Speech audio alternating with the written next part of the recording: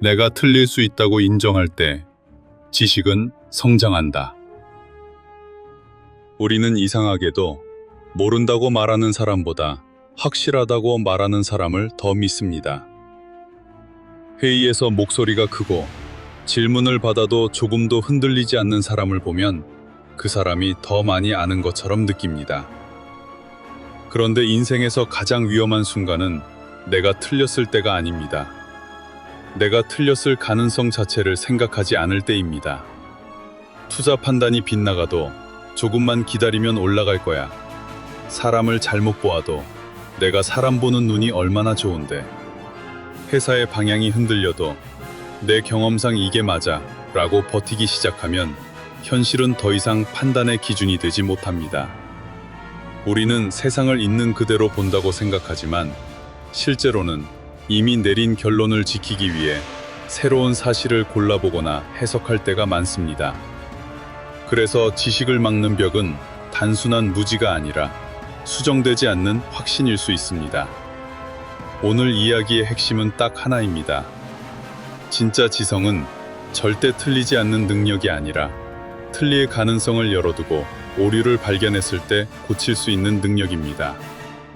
20세기의 대표적인 과학 철학자 칼 포퍼는 지식의 성장을 확실한 진리를 차곡차곡 쌓는 일보다 대담한 추측을 내놓고 비판과 시험을 통해 오류를 제거해가는 과정으로 보았습니다.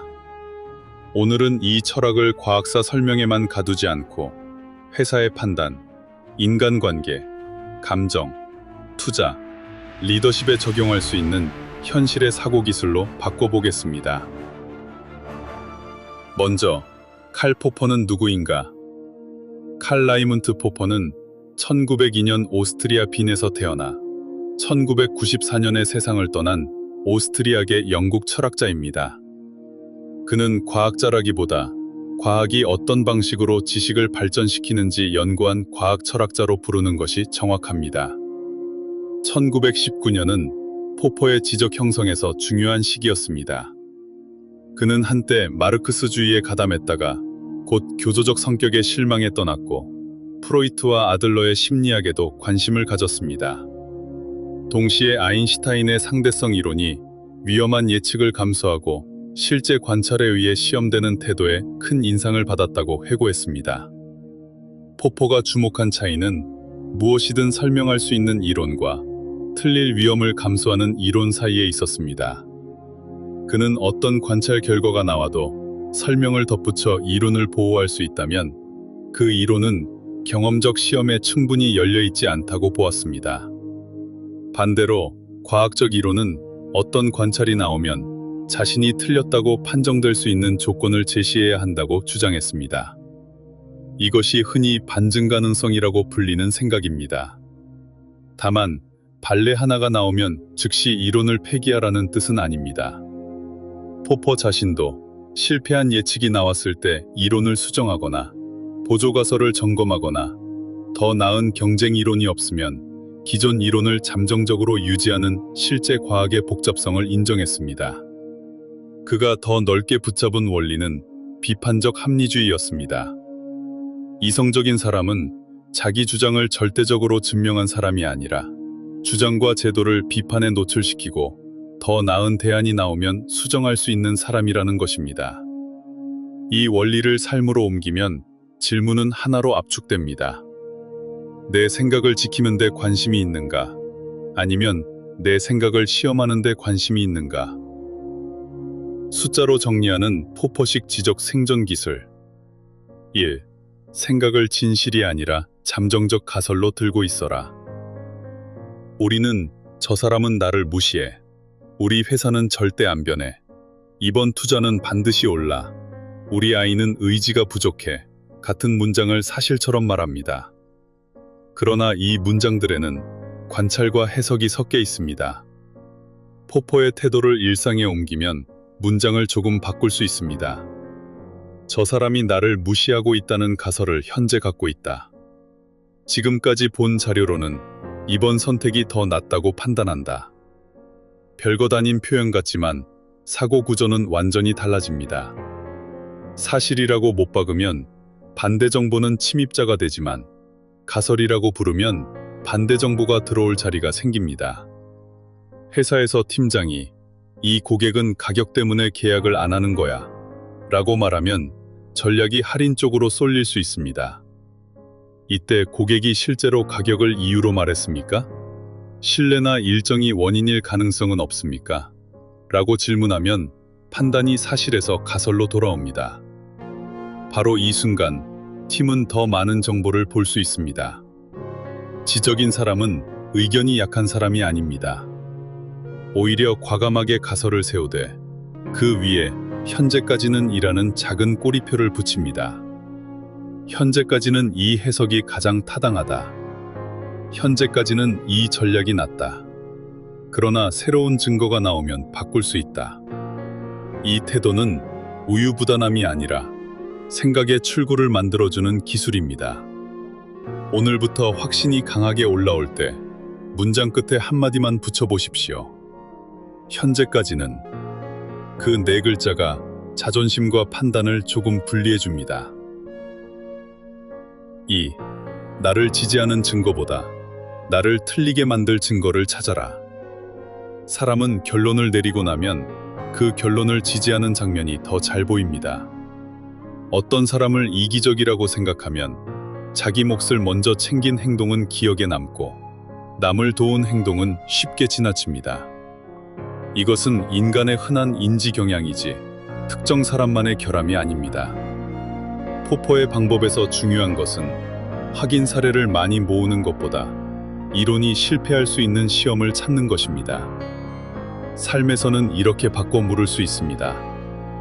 무엇이 나를 맞다고 느끼게 하는가가 아니라 어떤 사실이 나오면 나는 이 생각을 바꾸겠는가? 투자에서 이 질문은 특히 중요합니다. 이 회사는 결국 오른다는 믿음을 가진 뒤 좋은 뉴스만 읽으면 판단은 정보가 아니라 자기 확신의 연장이 됩니다. 대신 매수 이유와 함께 어떤 실적, 현금 흐름, 경쟁 변화가 발생하면 내 판단을 다시 검토할 것인가를 미리 적어두면 생각이 현실과 연결됩니다. 사람을 평가할 때도 같습니다. 저 직원은 책임감이 없다는 결론을 내렸다면 먼저 그 결론과 맞지 않는 사례를 일부러 찾으십시오. 업무 지시가 불명확했는지, 역할이 과도했는지, 특정 상황에서만 문제가 있었는지를 확인해야 합니다. 반대 증거를 찾는다고 상대를 무조건 좋게 보라는 뜻은 아닙니다. 판단을 더 정교하게 만들라는 뜻입니다. 생각을 바꿀 조건이 아무것도 떠오르지 않는다면 그 생각은 더 이상 시험받는 가설이 아니라 보호받는 신념이 되었을 가능성이 큽니다. 지식은 반대 증거가 들어올 문을 남겨둘 때 성장합니다. 3. 틀렸다는 사실을 패배가 아니라 정보로 받아들여라. 우리는 어릴 때부터 틀림을 손실로 배웁니다. 시험에서 틀리면 점수가 깎이고, 회사에서 실수하면 능력을 의심받고, 논쟁에서 틀리면 체면이 상합니다. 그래서 어느 순간 내 생각이 틀렸다와 나는 부족한 사람이다를 같은 말처럼 받아들이기 쉽습니다. 하지만 생각의 오류와 사람의 가치는 다른 문제입니다. 회의에서 A안을 강하게 주장했는데 새로운 데이터가 B안을 지지한다고 해봅시다. 한 사람은 그래도 A안에도 장점이 있잖아요 라며 예외를 찾아 자기 판단을 방어합니다. 다른 사람은 이 데이터라면 제가 처음 놓친 전제가 있습니다. B안으로 수정하는 게 맞겠습니다. 라고 말합니다. 순간적으로는 두 번째 사람이 진 것처럼 보일 수 있습니다. 그러나 중요한 결정을 맡길 때 조직이 필요로 하는 사람은 자기 말을 끝까지 지키는 사람이 아니라 현실이 달라졌을 때 결과를 지킬 수 있는 사람입니다. 포포가 강조한 지식의 성장은 오류가 없어서 가능한 것이 아닙니다. 오류를 드러내고 제거할 수 있기 때문에 가능합니다. 추측과 논박에서 그는 반박이 이론을 단순히 망가뜨리는 사건이 아니라 문제를 더 잘 이해하고 더 성숙한 해결책으로 나아가게 하는 계기라고 설명했습니다. 따라서 다음에 내 판단이 틀렸다는 신호가 나오면 큰일 났다만 생각하지 마십시오. 정보를 하나 더 얻었다. 무엇을 수정해야 하지? 라고 물어보십시오. 오류를 정보로 바꾸는 순간 실패는 자존심의 문제가 아니라 학습의 재료가 됩니다. 4. 생각과 자존심을 분리하라. 논쟁이 격해지는 이유는 의견의 차이만이 아닙니다. 내 의견이 내 정체성과 붙어있기 때문입니다. 내 의견이 틀렸다는 말을 내가 무능하다, 내가 존중받지 못한다로 받아들이면 반론은 정보가 아니라 공격이 됩니다. 부부싸움에서도 작은 사실 확인이 몇 분 뒤 인격 재판으로 바뀝니다. 왜 연락을 안 했어? 라는 질문이 당신은 항상 그래, 당신도 예전에 그랬잖아 로 번지는 순간 둘은 문제를 푸는 것이 아니라 자기 이미지를 방어하고 있습니다.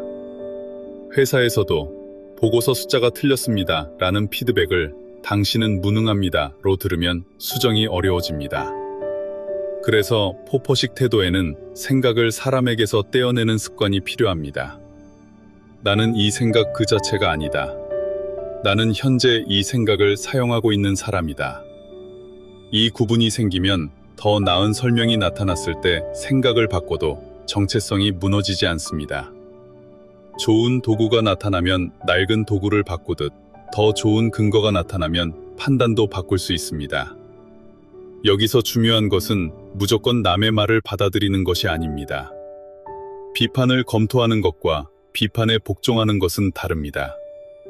상대의 말이 약하면 반박하면 되고 내가 놓친 근거가 있으면 수정하면 됩니다. 핵심은 자존심이 먼저 결론을 결정하지 못하게 하는 것입니다. 5. 논쟁의 목표를 승리가 아니라 오류 감소로 바꿔라. 논쟁이 시작되면 우리는 누가 맞는지, 누가 마지막 말을 하는지에 집중합니다. 하지만 포퍼의 관점에서 더 생산적인 질문은 우리 생각에서 어떤 오류를 제거할 수 있는가입니다. A가 전부 맞고 B가 전부 틀릴 필요는 없습니다. 영업팀은 고객의 요구를 더 잘 알 수 있고 개발팀은 기술적 위험을 더 정확히 볼 수 있습니다. 고객을 모르니까 그런 말을 하지 와 기술을 모르면서 약속하니까 그렇죠 가 오가는 순간 정보는 사라집니다. 질문을 바꿔보십시오. 영업팀 판단이 틀렸다고 볼 조건은 무엇입니까? 개발팀이 과도하게 위험을 잡고 있다는 증거는 무엇입니까? 둘이 공통으로 확인할 수 있는 데이터는 무엇입니까? 이제 사람이 아니라 가설이 테이블 위에 올라옵니다. 포퍼는 합리성을 개인 한 사람의 머릿속 능력으로만 보지 않았습니다. 비판을 주고받을 수 있는 사회적 구조와 규칙이 중요하다고 보았습니다. 나 혼자 내 생각을 세우고 동시에 완벽하게 비판하기는 어렵기 때문에 다른 사람의 반론은 지적 방해물이 아니라 오류 탐지 장치가 될 수 있습니다. 그래서 지적인 대화에서 강력한 문장은 제가 놓치고 있는 부분이 무엇일까요? 입니다. 이것은 패배 선언이 아니라 정보 수집 선언입니다. 누가 이겼는지보다 무엇이 더 정확해졌는지를 묻는 순간 논쟁의 질이 달라집니다. 6. 완벽한 결정보다 수정 가능한 결정을 만들어라. 좋은 결정을 처음부터 완벽하게 마치는 것으로 생각하면 두 가지 문제가 생깁니다. 정보가 충분해질 때까지 결정을 미루거나 일단 결정한 뒤에는 틀렸다는 사실을 인정하지 못하게 됩니다. 그러나 현실의 결정은 언제나 불완전한 정보 위에서 이루어집니다. 포포식 태도를 실무에 적용하면 질문이 달라집니다. 이 선택이 완벽한가 보다 틀렸을 때 피해를 제한하고 수정할 수 있는가를 묻는 것입니다. 새로운 업무 방식을 전사에 한 번에 도입하기보다 한 팀에서 시험하고 새로운 사업에 자원을 전부 투입하기보다 작은 실험으로 고객 반응을 확인하는 방식입니다. 포퍼의 정치 철학에도 비슷한 원리가 있습니다. 열린 사회와 그 적들에서 그는 완벽한 통치자를 찾는 것보다 잘못된 정책과 권력을 비판하고 평화롭게 교체할 수 있는 제도를 중요하게 보았습니다. 인간이 오류 가능하다는 사실을 인정하면 좋은 시스템의 목표도 달라집니다. 완벽한 사람을 가정하기보다 실수를 발견하고 고칠 수 있는 구조를 만드는 것입니다. 회사도 마찬가지입니다. 보고 체계가 나쁜 소식을 올리면 혼난다는 분위기라면 오류는 늦게 발견됩니다. 반대로 조기 경고를 보상하고 작은 실패에서 빨리 배우게 하면 큰 사고를 줄일 수 있습니다. 삶에서 장기적으로 강한 사람은 모든 결정을 한 번에 마치는 사람이 아니라 잘못된 결정을 빨리 알아차리고 비용이 커지기 전에 방향을 바꿀 수 있는 사람입니다. 7. 지적인 사람은 답을 많이 가진 사람이 아니라 업데이트할 수 있는 사람이다. 우리는 지식을 창고처럼 생각합니다. 책을 많이 읽고 전문 용어를 많이 알고 오래 경험하면 지적인 사람이 된다고 생각합니다. 물론 지식의 양은 중요합니다. 그러나 지식이 많아도 새로운 증거가 들어왔을 때 생각을 바꾸지 못하면 현실과 멀어질 수 있습니다. 한번 스스로에게 물어보십시오. 나는 최근 1년 동안 중요한 생각 하나를 근거 때문에 바꾼 적이 있는가? 아무것도 없다면 두 가지 가능성이 있습니다. 처음부터 거의 모든 판단이 맞았거나 반대 증거가 들어와도 수정하지 않았거나. 어느 쪽이 더 현실적일까요? 생각을 바꾸는 것을 가벼움이라고 오해하지 마십시오. 근거 없이 자주 바꾸는 것은 가벼움일 수 있습니다. 그러나 더 좋은 근거 때문에 바꾸는 것은 학습입니다. 포퍼의 오류 가능주의는 아무것도 알 수 없다는 회의주의와 다릅니다. 우리는 더 나은 설명과 더 나쁜 설명을 비교하고 더 혹독한 시험을 견딘 설명을 잠정적으로 선택할 수 있습니다. 포퍼는 과학이 진리를 목표로 한다고 보았지만 어떤 이론이 최종적으로 참이라고 확정되었다고 말하는 데에는 매우 신중했습니다. 그래서 그의 태도는 아무 말도 믿지 마라가 아니라 현재 가장 좋은 설명을 쓰되 그것을 영원한 면허증으로 만들지 마라에 가깝습니다. 생각이 살아있다는 것은 늘 새로운 의견을 가진다는 뜻이 아닙니다. 필요한 순간에 근거를 다시 평가하고 틀린 부분을 업데이트할 수 있다는 뜻입니다. 왜 우리는 틀렸음을 인정하기가 이렇게 어려울까? 여기서 철학을 잠시 벗어나 마음을 봐야 합니다. 생각에는 정보만 붙어 있지 않습니다. 감정, 과거, 체면, 관계, 정체성이 붙어 있습니다. 그래서 어떤 판단을 고치는 일은 단순히 문장 하나를 수정하는 것이 아니라 나는 어떤 사람인가 라는 이야기까지 흔드는 것처럼 느껴집니다. 예를 들어 부모가 평생 나는 가족을 위해 희생했다고 믿어왔다고 해봅시다. 자녀가 그때 아버지의 말 때문에 많이 힘들었다고 말하면 부모는 사건 하나의 사실관계보다 나는 좋은 부모다 라는 자기 이미지를 지키려 할 수 있습니다. 그래서 다 너 잘되라고 한 말이야. 너도 잘한 것 없잖아 같은 방어가 먼저 나옵니다. 하지만 좋은 사람이라는 것과 모든 행동이 옳았다는 것은 같은 말이 아닙니다. 좋은 부모도 상처를 줄 수 있고 책임감 있는 상사도 잘못된 지시를 할 수 있으며 경험 많은 사람도 틀린 판단을 할 수 있습니다. 이 가능성을 허락한다고 인생 전체가 부정되는 것은 아닙니다. 오히려 그때 나는 그렇게 생각했지만 지금 보니 놓친 부분이 있었다고 말할 수 있을 때 과거를 끝없이 방어할 필요가 줄어듭니다. 과거의 나를 부정해서 성장하는 것이 아니라 과거의 나를 수정할 수 있기 때문에 성장하는 것입니다. 여기서 한 가지를 더 경계해야 합니다. 지능이 높고 말이 능숙하다고 해서 자동으로 열린 사고를 하는 것은 아닙니다. 오히려 똑똑한 사람은 잘못된 생각도 더 정교하게 방어할 수 있습니다. 지식의 양만큼 중요한 것은 자기 생각을 비판받게 둘 수 있는 구조가 내 안에 있는가입니다. 여기서 바로잡아야 할 세 가지 오해. 오해 1. 내가 틀릴 수 있다면 아무것도 확실히 믿으면 안 된다. 아닙니다. 포퍼의 오류 가능주의를 아무것도 믿지 마라 또는 모든 의견은 똑같다로 이해하면 핵심을 놓칩니다. 우리는 판단하고 행동해야 합니다. 현재 증거와 논리에 비춰 가장 나은 설명을 선택할 수 있습니다.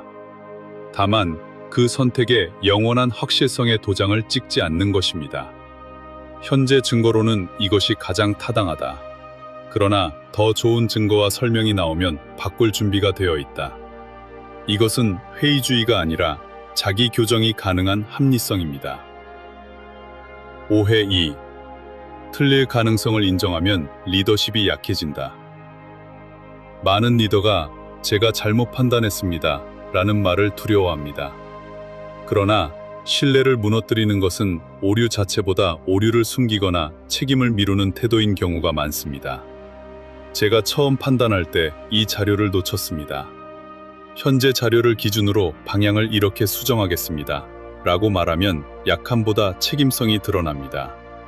가장 위험한 조직은 리더가 한 번도 틀리지 않는 조직이 아니라 리더가 틀렸을 때 아무도 말할 수 없는 조직입니다.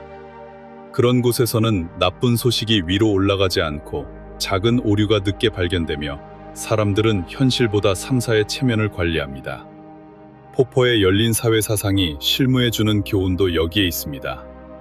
권위가 비판받을 수 있어야 하고 잘못된 결정이 파괴적 충돌 없이 수정될 수 있어야 합니다. 오해 3. 포퍼는 발레 하나가 나오면 이론을 즉시 버리라고 했다. 이것도 지나친 단순화입니다. 과학에서 관찰은 이론과 보조가설, 측정 조건, 장비, 통계적 가정과 얽혀 있습니다. 예상과 다른 결과가 한 번 나왔다고 해서 무엇이 틀렸는지 즉시 결정되는 것은 아닙니다. 포퍼 역시 과학자들이 실패한 예측 앞에서 이론을 수정하거나 보조가설을 점검할 수 있고 더 나은 경쟁 이론이 없다면 기존 이론을 잠정적으로 유지할 수도 있음을 인정했습니다. 문제는 이론을 살리기 위해 어떤 결과가 나와도 설명할 수 있는 검증 불가능한 임시방편만 계속 덧붙이는 것입니다. 또한 오늘날 과학 철학에서 포퍼의 단순한 형태의 반증주의가 그대로 최종 정답으로 받아들여지는 것은 아닙니다. 토머스 쿤, 임레 라카토시를 비롯한 여러 철학자들은 실제 과학의 역사와 이론 선택이 훨씬 복잡하다고 비판했습니다. 현대의 많은 철학자도 반증 가능성 하나만으로 과학과 비과학을 완벽하게 가를 수 있다는 생각에는 동의하지 않습니다. 그렇다고 포퍼의 의미가 사라지는 것은 아닙니다. 오히려 오늘 우리가 가져갈 핵심을 더 정확하게 만들어줍니다. 한번 반박되면 모두 버려라가 아니라 내 생각이 실패할 수 있는 조건을 숨기지 말고 비판과 시험이 실제로 판단을 바꿀 수 있게 하라. 고집과 줏대의 차이도 여기에서 드러납니다. 줏대는 근거가 살아있는 동안 생각을 유지하는 것이고 고집은 근거가 무너졌는데도 자존심 때문에 생각을 유지하는 것입니다. 오늘부터 7일간 해보는 포퍼식 실전 루틴 5가지. 1. 하루 한 번. 내 확신에 가설이라는 이름 붙이기. 오늘 가장 강하게 확신한 생각 하나를 고르십시오. 저 사람은 나를 싫어한다 라고 느꼈다면 저 사람이 나를 싫어한다는 가설을 현재 갖고 있다 라고 바꿔 말합니다. 그리고 다른 설명은 무엇일까를 한 번만 묻습니다. 상대가 바빴을 수도 있고 내가 기대한 반응을 주지 않았을 뿐일 수도 있고 정말 관계에 문제가 있을 수도 있습니다. 핵심은 좋은 쪽으로 억지 해석하는 것이 아니라 가능한 설명을 하나 이상 남겨두는 것입니다. 2. 반대 증거와 바꿀 조건을 함께 적기. 내가 맞다는 자료는 이미 잘 보입니다. 그러니 하루에 한 번만 반대 자료를 의도적으로 찾으십시오. 투자라면 매수 논리뿐 아니라 손절 또는 재검토 조건을 적고 사람을 평가할 때는 내 평가와 맞지 않는 행동을 하나 찾아봅니다. 사업이라면 성공 이유 옆에 실패할 조건을 적습니다. 그리고 중요한 결정에서는 결과가 나오기 전에 어떤 수치나 사실이 나타나면 이 판단을 수정할 것인가를 정하십시오. 결과가 나온 뒤 기준을 자기에게 유리하게 바꾸는 자기 합리화를 줄여줍니다. 이것은 비관주의가 아니라 판단을 현실에 묶어두는 안전장치입니다. 3. 회의에서 한 번은 반대 질문을 초대하기. 내가 제안한 뒤 이 안이 실패할 가능성이 가장 큰 지점이 어디라고 보십니까? 라고 물어보십시오. 제 생각에 동의합니까? 보다 더 많은 정보를 얻습니다. 반론을 사람의 충성도 시험으로 만들지 않을 때 팀은 더 빨리 오류를 발견합니다. 4. 틀렸을 때 두 문장으로 빨리 수정하기. 첫째, 제가 판단을 잘못했습니다. 둘째, 현재 확인된 사실을 기준으로 이렇게 수정하겠습니다. 변명을 길게 하지 말고 자기 비하도 하지 마십시오.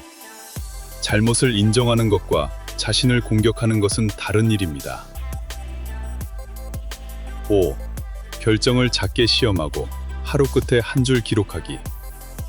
큰 결정을 모두 작은 실험으로 바꿀 수는 없지만 가능한 부분은 시험 가능한 단위로 나누십시오. 한 달 파일럿, 제한된 예산, 일부 고객 대상 테스트처럼 실패해도 배울 수 있는 구조를 만듭니다. 그리고 잠들기 전 한 줄만 적어보십시오.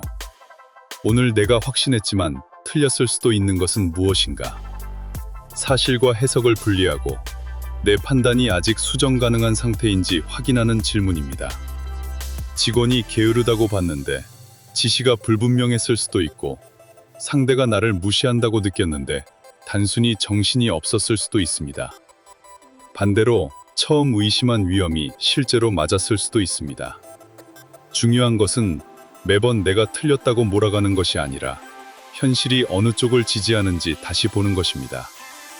이 5가지를 7일만 반복해도 확신의 속도는 조금 느려지고 판단을 수정하는 속도는 빨라질 수 있습니다. 포퍼식 사고의 목적은 의심에 빠지는 것이 아니라 오류를 더 일찍 발견하는 것입니다. 마무리. 마지막으로 한 문장만 남기겠습니다. 사람은 틀릴 수 있습니다.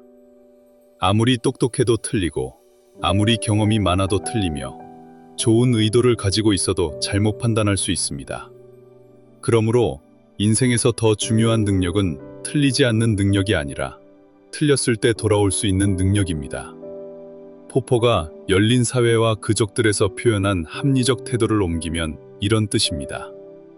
내가 틀릴 수 있고 당신이 옳을 수 있다. 함께 노력하면 우리는 진리에 더 가까이 갈 수 있다. 여기서 중요한 단어는 나도 당신도 아닙니다. 더 가까이 간다는 것입니다. 나는 맞아 라고 말하는 데에는 때로 자존심만으로도 충분합니다. 그러나 혹시 내가 틀렸다면? 이라고 스스로 묻는 데에는 용기가 필요합니다. 그 질문은 내가 믿었던 사람을 다시 보게 하고 미워했던 사람을 다르게 보게 하며 사업의 방향이나 관계의 방식을 바꾸게 할 수도 있습니다. 모든 비판이 옳은 것은 아닙니다. 모든 반대 의견을 받아들일 필요도 없습니다. 포퍼의 핵심은 남의 말에 쉽게 흔들리라는 것이 아니라 비판이 실제로 내 생각을 시험할 수 있게 하라는 데 있습니다. 비판이 약하면 반박하고 더 좋은 근거가 있으면 수정하십시오. 지성은 나는 많이 안다는 상태만을 뜻하지 않습니다. 내가 알고 있는 것 가운데 무엇이 틀릴 수 있는가를 계속 물을 수 있는 능력입니다. 그 질문을 두려워하지 않는 사람은 나이가 들어도 생각이 굳지 않습니다. 새로운 사실이 들어올 자리, 다른 사람의 말을 들을 자리, 자신을 수정할 자리가 남아있기 때문입니다. 정답을 가진 사람이 되려고만 애쓰지 마십시오. 틀린 답을 발견했을 때 기꺼이 고칠 수 있는 사람이 되십시오. 그 사람이 가장 오래 배우고 결국 더 멀리 갑니다. 오늘 자신의 확신 하나를 골라 현실 앞에 세워보십시오. 그리고 스스로에게 이 질문을 남겨보세요. 만약 내가 틀렸다면 나는 무엇을 새롭게 볼 수 있을까? 마음온도 사색 연구소였습니다.